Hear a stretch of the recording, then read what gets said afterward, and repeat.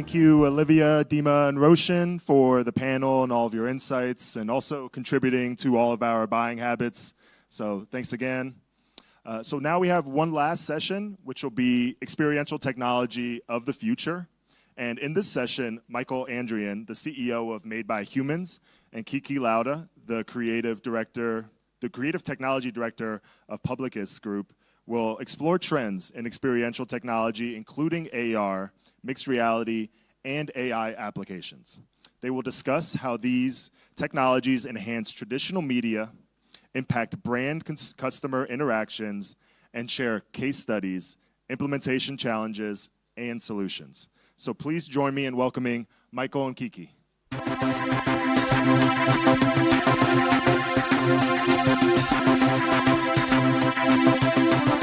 Hello, everyone.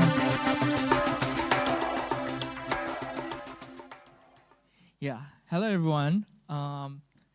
Thank you for coming to our presentation. Hi, everyone. Thanks for coming to our presentation. First of all, because before everything, let's introduce ourselves. Go first. So I'm Michael. I'm from Indonesia, Jakarta. I have a creative technology studio that does marketing innovation called Madebyhumans. And last year, we created like a division called Madebyhumans that does Gen AI solution for brands. So the past few years, our brands have been working with companies such as Disney, Mondelez, PepsiCo, and much more. Over to you, Kiki. Thanks, Michael. My name is Kiki, Kiki Lauda. That's my last name. That's my full name. So I'm from Publicis Group. As you may know it, we are one of the biggest advertisement and media agency in the world. I personally been tasked for the emerging technology and all the experiential technology and all the experimental technology in the whole APAC region. And I've personally been working on some of my clients that working together with you as well, Michael, on PepsiCo, Lay's, and I personally working on Honda, Toyota, you name it. Yeah, some of the big clients as well. And yeah, without further ado, let's jump right through it. So the topic for today that I want to talk about is experiential technology. I always get a tongue twister there. Okay, so what is experiential technology? So as the word describes it itself, it is a multisensory experience technology as a new way to consume, interact, and also process information as an extension to our senses. It's enabling them to actually interact and process information or digital content in a more personalized way. So, in a nutshell, it is like, imagine like you've been getting used to processing information by reading, listening, or watching. But with experiential technology, instead of you actually reading or watching, you are actually immersed through it. You are actually experience it. So it's a new way. And one of it is actually AR. So without further ado, let's jump through it. So I'm going to explain about how humans consume information first as a preface. So based on Richard Gregory visual assumption theory, there are two types of how humans consume an information. One is the top-down processing, and the other is the bottom-up processing.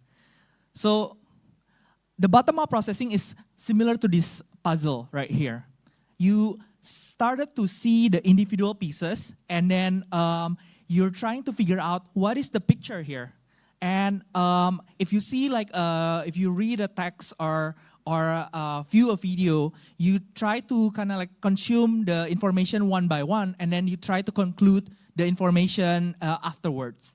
Meanwhile, the top-down processing is more of like seeing the picture first, for example, like the full picture of the puzzle, which is like this cube, and then you try to see the individual pieces and how does it like look like. So this is similar to experiential technology, which is like consuming and experiencing information first, then try to break down what do you experience. So why is this relevant? Over the past 20 years, from 2004 to 2024, our attention span has been reduced to 68%, from 2.5 minutes to 47 seconds.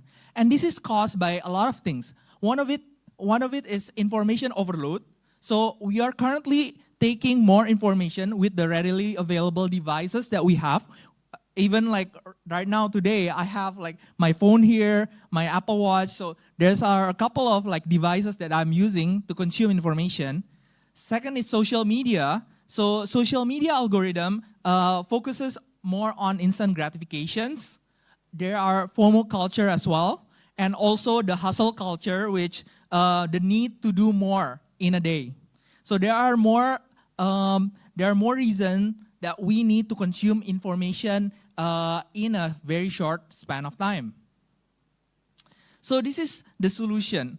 The solution was to use the top-down information to consume information, because with this solution and also like experiential technology, which is a part of top-down processing method, this has been shown to make like to increase like the retention up to 38 to 49% of forming a long-term content in a very short time.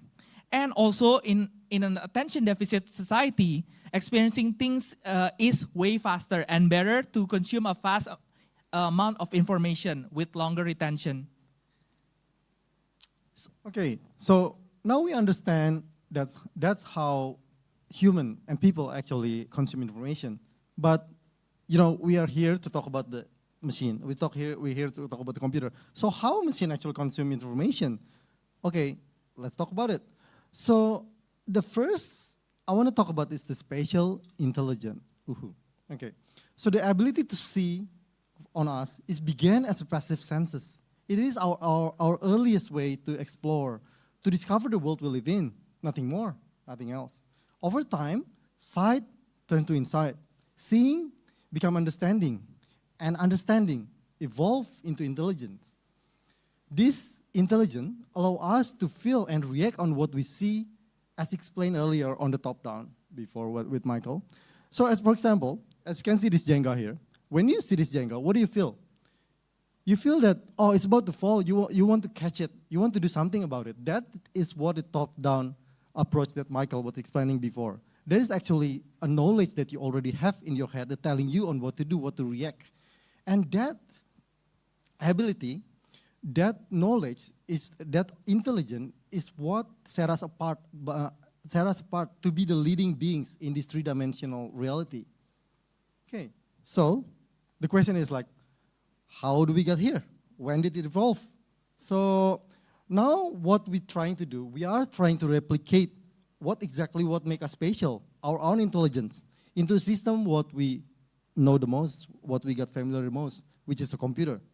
It all began about 15 years ago, when the computers start to understand the visual that we input into them. Like, for example, in this example, is a segmentation of a visual. And then, fast forward to about nowish, 4 years ago, with the boom of generative AI, a computer now able to generate their understanding of what is they understand in a more human way, in a more human language. So for example, like this, you will be able to actually change it to generative AI to something like this. And then, fast forward soon, generative intelligence will be able to also recreate reality.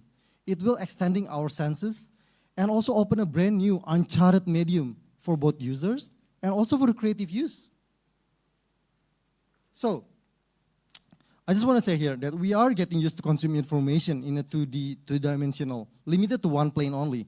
So like our presentation here, in a screen, we're talking like this, and then a projection like that. It's all like 2D.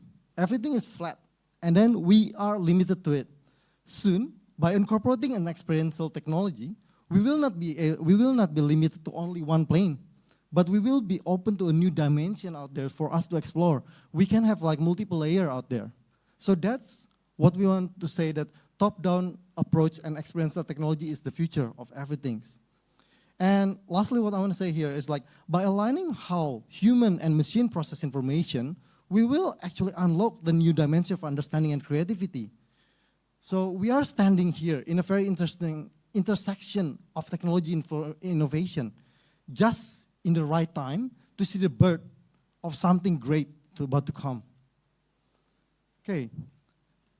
So I'm gonna explain a bit more about what does the types of experiential technology that we have right now. So we divided into 4 sections. One is virtual reality. I think it's one of the earliest implementation of spatial and also experiential technology. Now it's added like capability of mixed reality. So virtual reality allows us to transport into a different world. And it allows us to be in different places in mere seconds. So on the left is, you can see like a mixed reality booth we did in Indonesia. So this is for a brand in Indonesia. And then we're just aligning like the information in their booths and with the social media. On the right, we see like the museum museum tour at your home. So you can do this in mere seconds. And then we see augmented reality. So augmented reality has been a popular integration for experiential technology as well, because everyone here have mobile phones. And with augmented reality, it's more accessible because it's just using your mobile phones. And we can see the example on the right, which I will explain. So I have here a campaign for ramen brand. And basically, they're releasing like a spicy version of the ramen. And the way we create like experiential technology is by creating like a little bit of game, like a Flappy Bird game, but we play it with sound. So the way we play it, we have to say like hoo ha, as if like you're like too spicy, the ramen is too spicy for you. Like, so like hoo ha, so that people can experience and other people can also like see the content.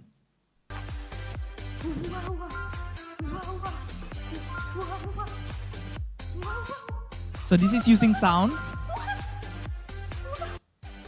And Kiki, maybe you want to explain on the left one? So on the left, that's one of the experiential technology with the technology that's available as well today that I want to explain here. It's how we combine LLM, just ChatGPT, as you may all know it because we're all very tech savvy in here, with an AR, very simple AR. So in Australia, we are able to actually customize our number plates. So we're creating a demo prototype here. How about if we're actually creating an LLM that could help you generate a number plate for you, but not only generating a number plates as an idea, but to actually ideas to actually generate the number plates and help you envision it, how it look like on your car. And then we have extended reality. So we have like 2 examples for extended reality. So the difference between like the other example is extended reality, you don't need any device. You can see it in the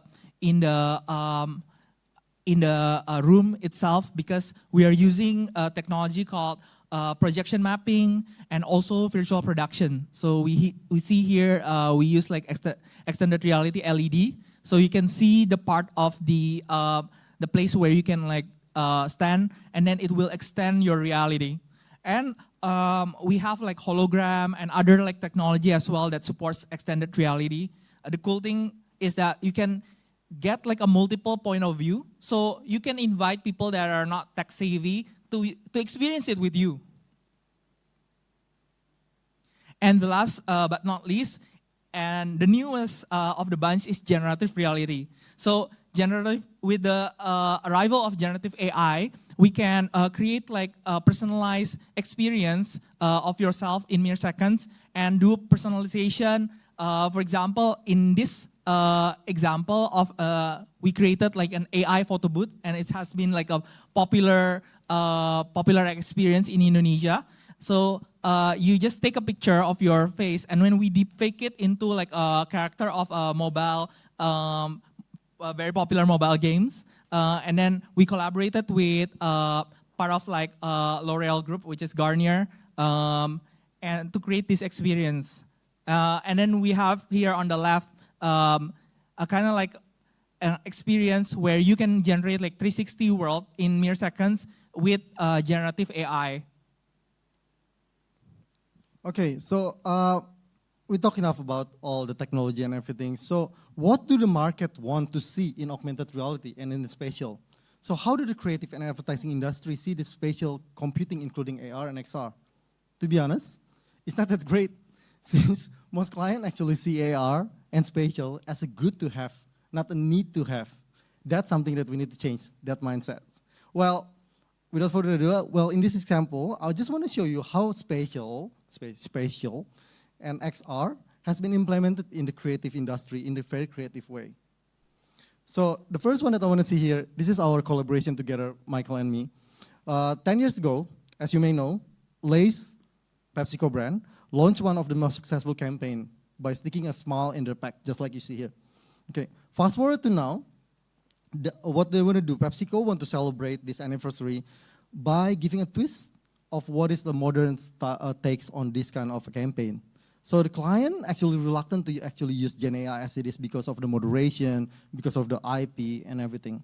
So we came up with a solution to pre-create more than about 250 to 300 different characters, and then we will transfer the user face into one of it randomly. So it's give a twist of a little bit of treasure hunting style, but still have the creativity and element of surprise behind it. You want to talk about the technical side behind it? Yeah. So we successfully created a system to generate like a picture within like in less than 3 seconds. So before you need like the pack to take a picture, and then maybe your lighting is not good or your camera is not good. But with deepfake, you can just use any cameras, and then the picture, the output will come out perfectly. So let's play In the 2016, Lay's brought countless smiles to Thailand with Lay's Smile Pack. We witnessed joy from loved ones, people around us smiling, having fun, and joining in. It reinforced the familiar phrase, Thailand, the land of smiles. But now Thailand, lack of smiles.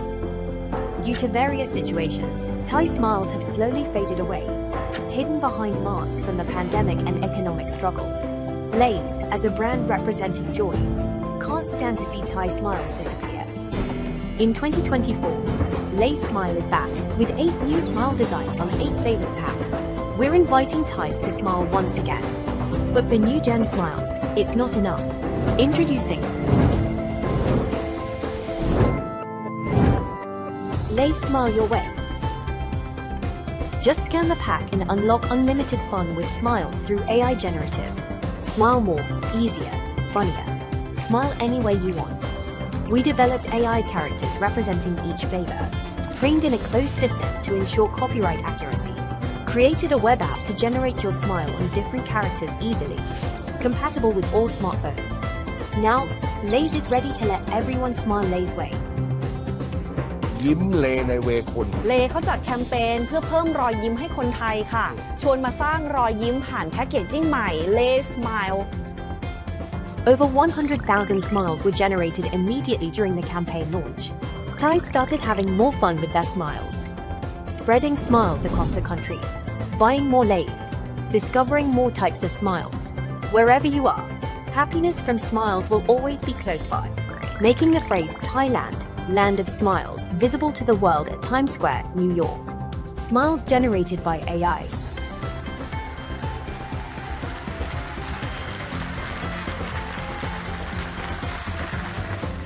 Created real smiles for both those who saw them and those who smiled with Lays. Smiling at friends, neighbors. Smiling at loved ones and those who love you.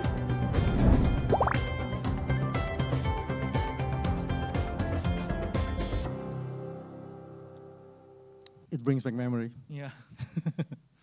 So for the next one, this one actually one of our work as well in Publicis Group. And I just want to show you on how a simple use of technology can have a profound impact if the idea and the single-minded proposition itself is actually strong enough to support the whole campaign to actually have a better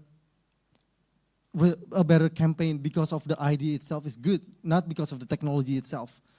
it will have a better and longer lasting impression on client's face rather than an overcomplicated tech without a strong idea behind it. So without further ado, I'm just gonna play it to you.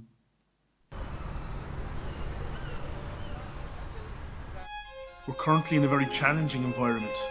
Rising costs, rising utilities, rising cost of materials. The closure of a traditional Irish pub impacts the community immensely. And once it's gone, it's gone. There are many other historical areas which get huge support from the government. For example, museums, grant-aided, tax exemptions.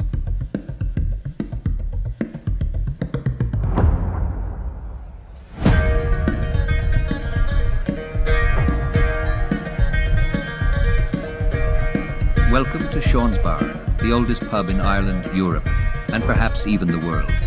Join the innumerable number of visitors who have been stopping here for a drink and a chat for more than 1,000 years.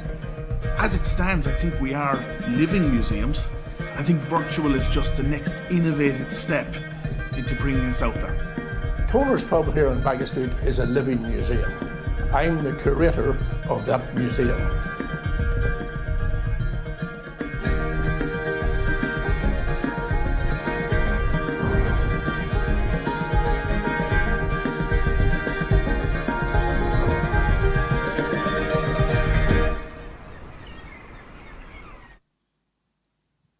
Oh, thank you. So Yeah, this one won some awards, yeah? yeah, so this one won a Silver Lion at Cannes just this year. And we just launched it, I think this is January this year. And yeah, and because of the success of it, we are actually rolling it out to other pub all around the world. Heineken is planning to actually start rolling it out, starting Singapore as well. Yeah. So yeah, if you would like to connect, that's our contact details over there. And we have a few minutes for Q&A. If anybody wants to ask, maybe you can raise a hand. Otherwise, Okay, yeah. can I see?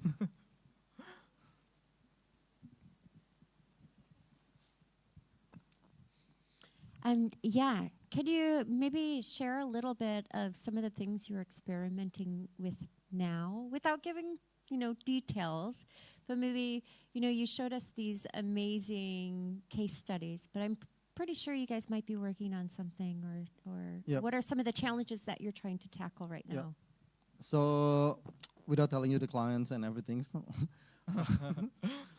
we are at the moment we are experimenting with what we call is empathetic AI. It's another layer of AI to actually not only understand you, but also to understand your emotions and also your tone of voice and everything as well. And then we were thinking to actually integrate it into more into a spatial and immersive space as well. So more into like virtual girlfriend and boyfriend. We try to make it like a real things. Yeah, for projects, because like we are, me and Kiki also like we are doing like experiential technology. So we always have like a unique brief. Yeah. One time when we had like this, did you like share to me like the baby translator or something? Yes. That is yeah. Yeah, we just launched it as well. Actually, this one we can tell you guys like The baby translator.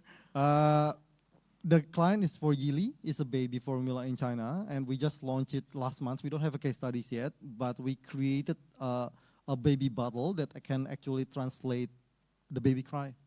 So if you actually need to change the diapers, if you're hungry or anything, it's not 100% correct. And don't worry, nothing of the data will be sent online. All the data is still processed inside. We're using Raspberry Pi, and all the it's using mini GPT as well inside it. So everything processed offline. Yeah. Yeah. So that's one of the experimental technology that we're actually doing at the moment. Recently, I also did like a campaign for also like a FMCG brand where the key visual is more of like anime and manga, and then we did like AI photo booth where we take a picture of ourselves and then we turn that style into like manga / anime, and then we print it out. Yeah, so that one is like very special for me because like it's quite unique.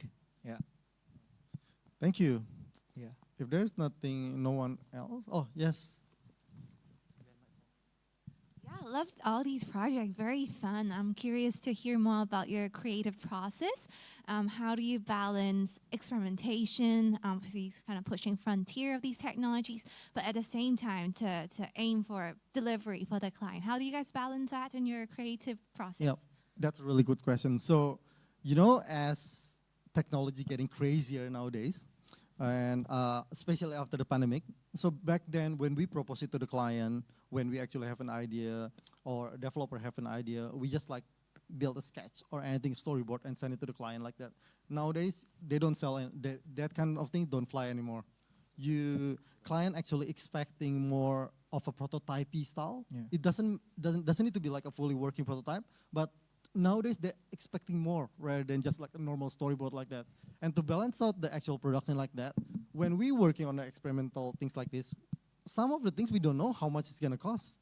Yeah. So me and Michael, we just like keep trying like, I think we should try it. If it is not working, we need to tell the client. So things I wanna implement in like making sure in here, we are forever in research and development, that anything that you learn today, it probably doesn't really matter in the next weeks. Yeah, and we need to make sure that the client knows if they want to do something like this, that all of their works, it never been 100%. It can be 90%, but it cannot be 100% because no one ever done it in the world before.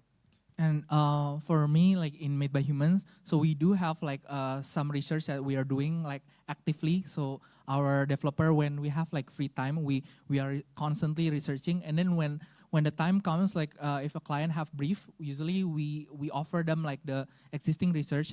Otherwise, like if there's like a new like brief, then we will do like the research. And usually before the campaign starts, we already like have the solution going on. So yeah, I hope that helps. Yeah. I think we're running out of time, but thank you so much. Thank you so Let's much. connect, and yeah, have a great rest of your evening. Yeah, thank you, and I'll see you around. Thank you.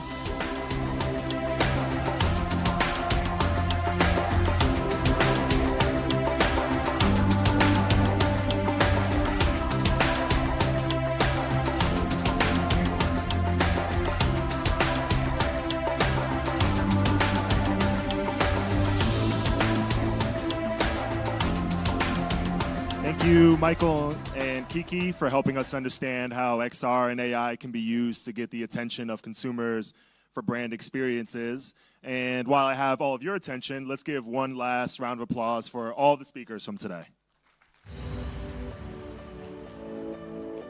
So everyone, thanks for joining us. This wraps up the main stage for day one of AWE Asia 2024. Join us back here in this room tomorrow morning at 9 a.m. for the day 2 keynotes.